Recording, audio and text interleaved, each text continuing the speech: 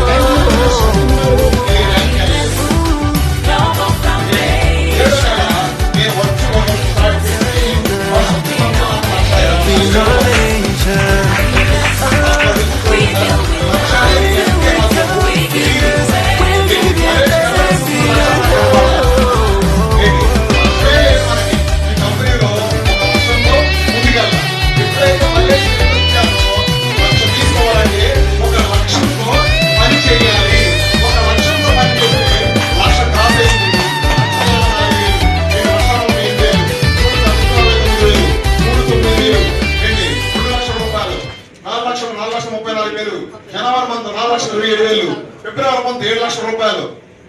ఏంటి ఒక్క రోజు 1,06,000 రూపాయలు తీసుకెళ్ళే సార్. ఒక్క రోజు 1,00,000 ఏంటి చూడండి సార్. లాస్ట్ మంత్ 6,40,000 రూపాయలు. అంటే 6 or 7 lakh అనేది యావరేజ్ గా ఒక్కసారి ఆలోచించండి.